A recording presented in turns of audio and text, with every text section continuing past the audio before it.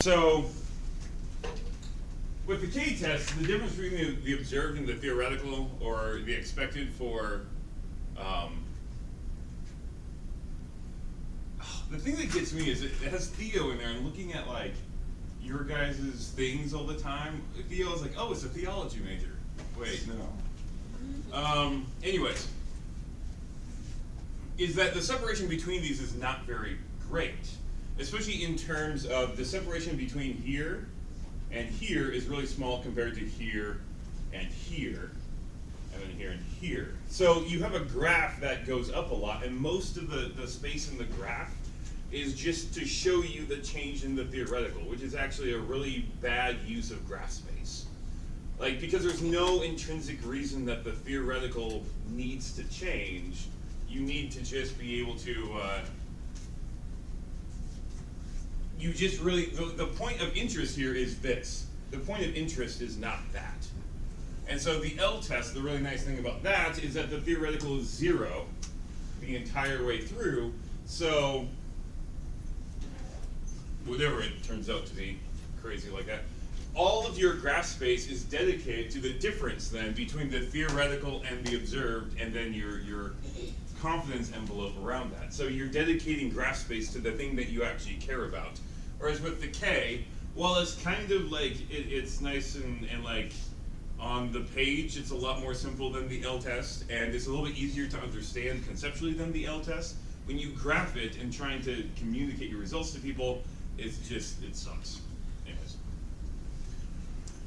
Another thing that I wanted to go over here just real fast before we move too awfully far onto with everything is that there was a lot of confusion about what was the Sill and the nugget and the range, and so I just wanted to reiterate that one more time. So again, the Sill is when you reach a place of constant variance with distance out, and so everything kind of remains relatively constant distance out, that level that it reaches is the Sill. This is essentially when things are just, there's no spatial correlation, what is the variance? The nugget then is just the variance at point 0. So essentially, what is the intrinsic difference in, or the intrinsic variation in the measurement? If I were to take that same measurement in the same place over and over again, or very close to the same place, what kind of variance could I expect in that one location? And that's essentially what the nugget is. And then the range is the space, the actual distance, not just distance on the graph, but like distance in reality here, between 0 and where it comes up to meet the Sill, where our variance meets the Sill. And what this means here then is, this is now the furthest possible distance at which we can get information about any given point. If we have a point at point 0 and we're interested in kriging there, we can only go out to the range, so like 24, 23, 24 here is the maximum distance at which offers us useful information for determining that point. Beyond that, it's random. There's no more useful information beyond that point to try to krig with. And so one thing I did notice that happened with someone that on in setting your had a air failed thing, and there was in this square that had 1,000 on each side, units of 1,000. The Sill, or the range, came up to 0.002, I think, which means that essentially you can only, your model is thinking you can only tell what is happening right next to the point that you're at. And in that case, what you will get is everything will just be the mean. It'll just come out to the mean, and because when you set to krig, everything thinks, oh, well, I can't get any useful information beyond 0.002, and so that's what you'll end up saying. So just if you ever do kriging and everything comes out just the mean, that would be the first thing to look at is my range actually in a useful place? The other thing is just to talk about, kind of related to that, kind of following up some things from the lab here, is that the whole reason that, I want to give you the reason that we have to use, or we have to look at the semivariogram first, kind of get estimates for what each of these are. You kind of eyeball it and say, well, the nugget's about this, and the range is about this, and the Sill is about that, and then you plug it into another algorithm, and then it actually determines them. The reason you have to peg or estimate things first is that we're actually fitting this by using a heuristic search. Essentially, the program is trying different numbers in an organized and systematic way for the Sill, the range, and the nugget to get this function to fit optimally. So and what it's doing there is it's trying to minimize the weighted least squares. So essentially the distance between each of the points in the line is minimized. But what happens is if it gets really far off, essentially what it's doing is it's changing each of them slightly and seeing, does that improve the model or does that make the model worse? And it keeps trying that until it gets to a point that any change that it makes the model worse. Any small change that makes the model worse. What you can do is you can actually get to a point that is very far away from the true answer. But still, no, even though it's really off and is really wrong, any small change that you make actually makes it worse because it's only making small changes. And those changes will all make it worse, and you have to make it worse before it makes it better. And the way this is searching, it can't see like all possible solutions at once. So the only thing that it can see is very close to what it's searching at. And so if you get it by eyeballing it pretty close, like kind of in the ballpark of the right answer, it can go on and find the right answer. But if it's very, very far off, like if I put in here 1,000,000 for the nugget, it could get stuck out there in million land and never find the right nugget. It's about 1 or something. Does that kind of make sense? I tried to explain that in a way that straightforward, but I may have failed. How far did we get yesterday, or Wednesday?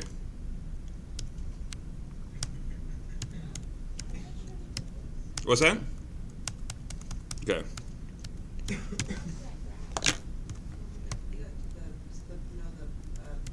This? This? The bin graph. We have the bin. Oh, there. Did I talk about this? Yes. Okay. Okay, so this is going to kind of be a little bit of a recap of what we talked about in lab. So at that point, what we do is now we have to determine all these different semi-variogram parameters. And what you will do is you'll pick one of several models. There's several different ways that we could fit that function that we're talking about just before. So go back. This is like a spherical model. You can use a Gaussian model. There's different functions that we can use to fit to this. And you need to pick one of those, and honestly, in the grand scheme of things, it doesn't make a lot of difference. Sometimes if you have funky semi-variograms, you can get better results trying different ones. And so at this point, instead of telling you which ones are best for which kinds of semi-variograms, I'd say just go with one, and if it fails spectacularly, try other ones until you get something that works, actually comes out with the right answers, or something that looks like a right answer. And then what they're going to do, what that program is going to do, is to fit that model using weighted least squares. So essentially, like I was talking about before, essentially trying to minimize the distance between each of your bend points in the model so that it's fitting as well as it can. But to do this, we need to have starting values for each of the 3 parameters. Now, one thing that you can do is this thing called the ifit function, which essentially gives you it'll pull up the plot, and it gives you this nice little, gives you the plot of the model fitted to the semi-variogram. It gives you these sliders for each of your 3 parameters, and lets you slide them to kind of make it fit, and it'll read out what those parameters are. That being said, it doesn't work very well in RStudio, so I didn't have you use it. I kind of found out Wednesday night late. I was trying to work with that, and apparently in RStudio it doesn't like RStudio. Anyhow, so it works just as well to eyeball it because you're just getting in the ballpark, and then getting it using the rest of it to go the rest of the way. And so the command variofit is what we use then to put these into, put the variogram into, the semi-variogram, and then it will find those parameters. And in this particular program, the sigma squared is the Sill, the tau squared is the range, and then the phi is the nugget.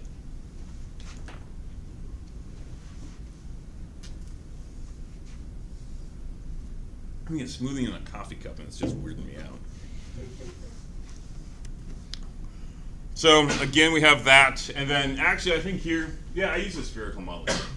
So this is fit to that, and I think this is exactly what you did yesterday. I think this is the exact same semi. No, it's not the same semi-variogram because I made up that data I gave to you. Okay, so again we have this, and I just kind of want to show here that, okay, so the maximum variance here is somewhere around 7, and then the range at which we still have useful information is out here about 0.4.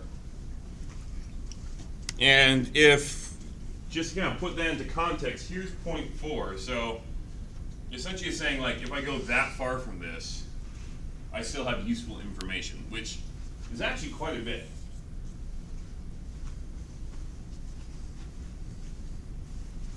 I'm going to shop this.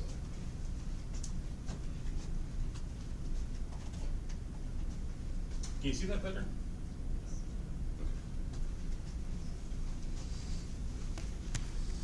Okay, so at that point, we can hit the right mouse button. Now we can Krig, which is nice. Again, this is going to be a little bit of review because, hey, you did this yesterday, so you kind of know. And the function that we use for that is the krig.con, which stands for conventional Kriging. And it needs 3 arguments. It needs the original file of points, because that is the raw data that we're going to Krig on. It needs the locations that you want to Krig at. So it wants to know what points do you want to interpolate to. And then it also needs those 3 parameters that we determined, the Sill, the nugget, and the range. And we can just input those through a saved object that was the output of the variofit.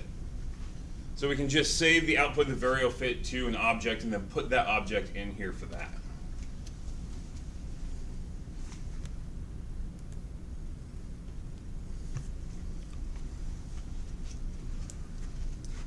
And the predictions now, without going too intensely into the math of this, is that they're going to use all of the points within the range, within that distance, of the point you're trying to predict. And is going to weight them all based on the distance away from it. So things that are at the very edge of that distance. So in what we were just looking at, things that are at 0.4, right at the edge of the range, are going to be very low weighted, very smally, minimally weighted to actually predicting that point. Things that are close are going to be very heavily weighted. And that is how we go to predict that.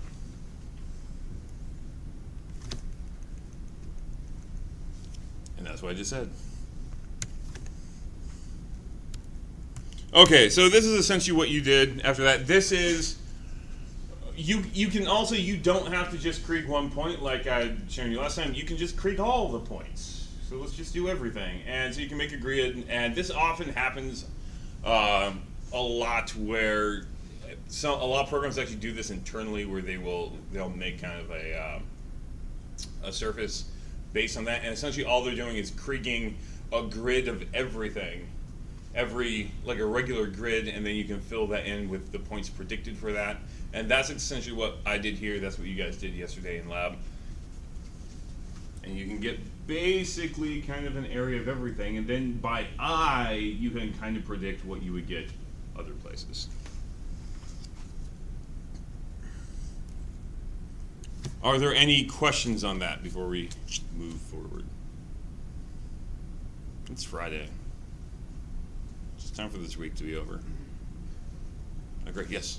So you make a heat map for like RNA or microRNA? No, not quite. So when you make a heat map for like RNA, those are actually all measured values. You're not interpolating anything. Right.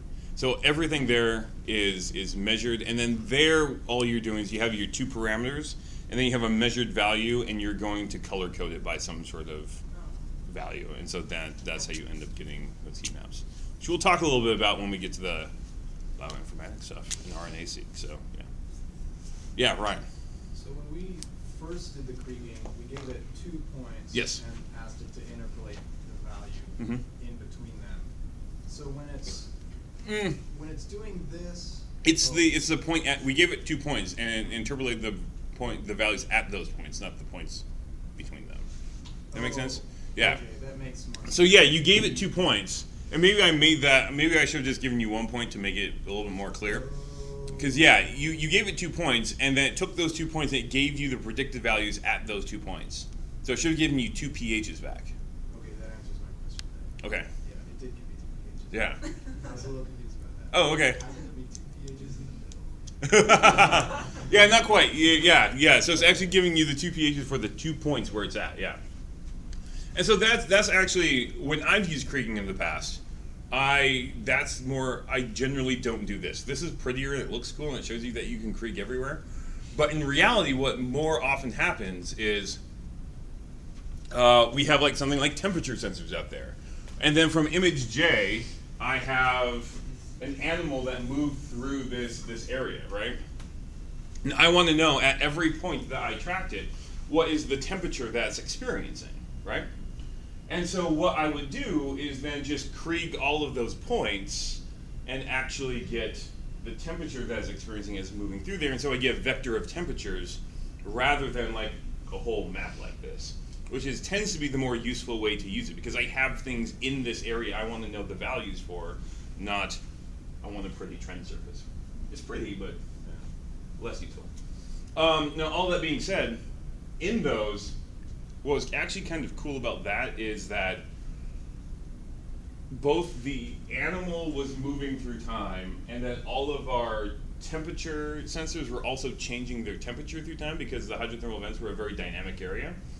And so you would have like you would have these large matrices then that had all the temperature sensors, but then you had all the temperature sensors then in each column through time for like several hours, and it's taking temperature reading every 30 seconds, and I think we would have then 24 hours of those or something like that. So we just have a huge array of different temperatures, and then we would follow these worms through, and they would take like, we would get images for them like once every, I don't know, 3 minutes or something like that. Maybe it was 30 seconds on those two or something like that. I don't remember.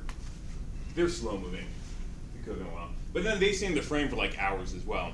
And we'd have to then krig, but then we'd every time it moved, then we'd switch to the next set of temperature points that were the next, and then krig again, and then anyways. But that was kind of fun because you had like a fourth dimension that you're trying to account for. And not only did you have to interpolate in space, you had to interpolate in time because it didn't match up exactly in time. Anyhow. Any other questions?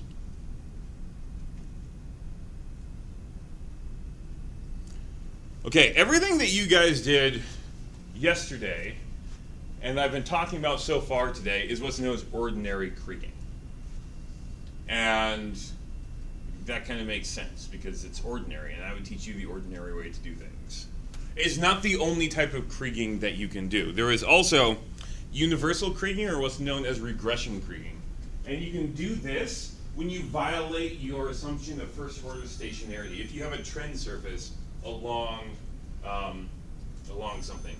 So hold on, actually, there's some people that are asking me what a trend surface looks like. I just phone ring. Oh, answer. Answer it. Oh,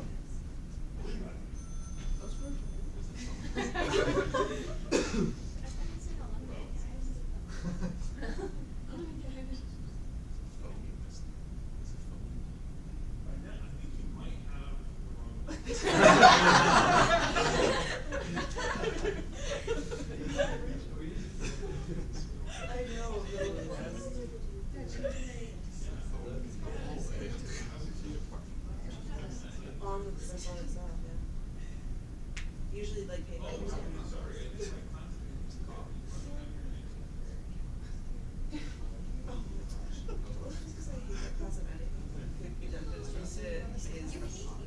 He called you the worst class I've ever taken. No, I already took it. It was fun the first time. At this point, I'm like, this is ridiculous. Why am I here? I already. It was someone from a bank looking for someone. You should. I should have played that up more. And just wait, no. Wait, no, it's definitely not me who I am. I'm not. Well, it was a net someone, and so I didn't think I could pull that off so well. But I could have done something else. 1 second and then be like, she's not here. She'll never be here. So apparently, it's Washington Trust Bank, and she thought it was really funny that I just ran out of class. And what was the other thing? Oh, she had a cousin that went here. So that was interesting. The cool things that you learn.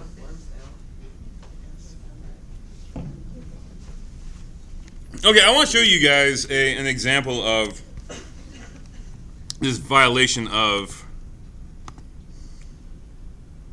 Wait.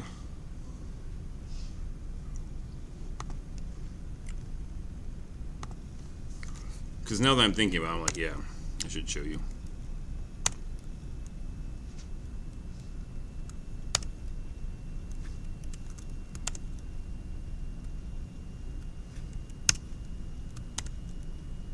Really?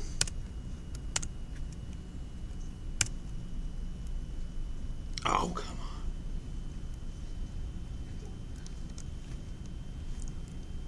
Oh, here we go. This is what it would look like if you violated first order stationarity. So you have a trend surface at which one side is very large and it becomes very small. Now, there is noise. They're not all the same. But you notice there's a very distinct trend from one end to the other. So you could not use ordinary kriging on this because you violated the assumption. However, that being said, you can still use other methods of kriging this. You don't have to only do that. And what you do in that case is you estimate a trend, the spatial trend. Essentially, you're getting a linear regression where you combine, in this case, you combine the x and y and find the average difference, the mean difference as it changes by x and y. And then you would correct for that. Essentially, you would just take the residuals of that model, or essentially, if we had this trend that's looking like this, we just take the distances away from that, and that becomes a flat surface. There's no trend anymore in that. And just these residuals, because we've taken this essentially and flattened this out. And then you krig the residuals to find out what it should be. And then we can estimate, well, we estimate, wait, why am I already talked about that. We krig the residuals, and then, so you get your krigged difference away from this trend line, and then you apply the trend line back to it to get what it should be again, the actual values. So that's what's known as universal and regression kriging. Those are essentially, they're both working. These are two different kinds. They're not two different names for the same thing. They're two different kinds of kriging, but they both operate on this principle. They just do it slightly differently. I'm not going to go into too much of that. We also, yes? What is the application for that? Like, what kind of data would you use that for?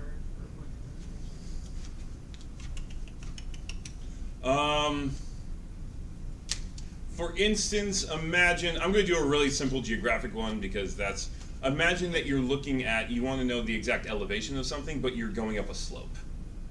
That's the simplest one I can think of. But, so you want to estimate what a point is along that slope based on other features of that slope, but then, yeah. You can't do it because it is a slope. Ordinary kriging, so you'd use that instead. Another one would be, oh, you would want to look at, for instance,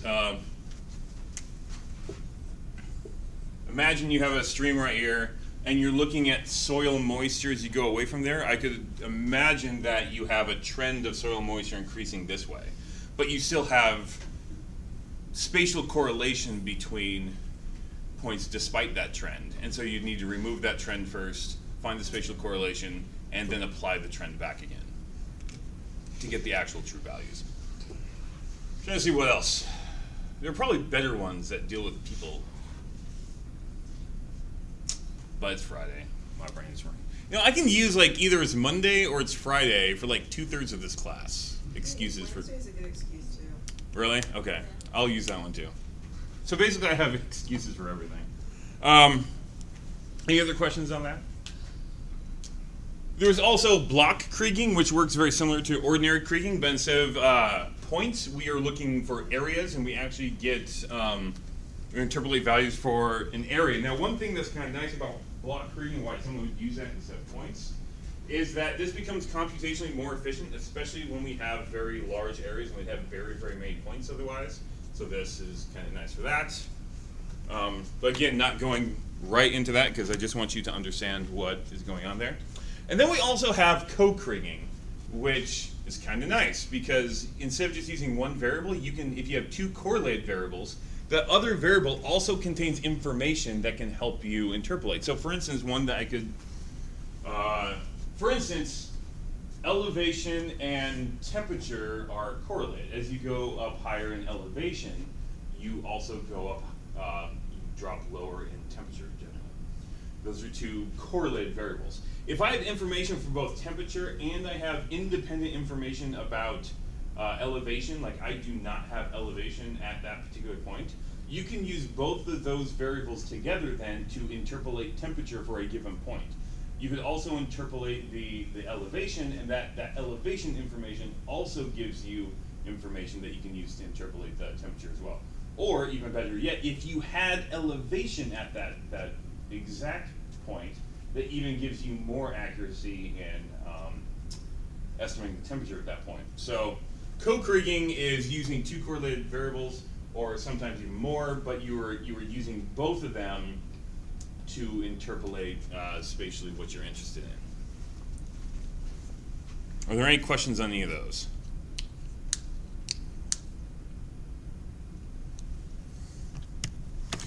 Okay, so that's the end of Kriging. I'm just going to stop there before launching, instead of launching into GIS right now. Next week is going to be spent on GIS, and the program that you should go grab for that is this thing called QGIS. I'm going to try that this year. I was really debating whether to use this or another open source one called GrassGIS. This one's a little bit more user friendly, and I've been dumping different things on you a lot, so I'm going to go with the more user friendly of the two. But I'll have this up in the programs to download here after class here. But that is the main GIS program we're going to be using for this upcoming week. But other than that, unless you have big questions on point pattern analysis or the other thing, I am Kriging. Kriging is the other thing. That's all I have.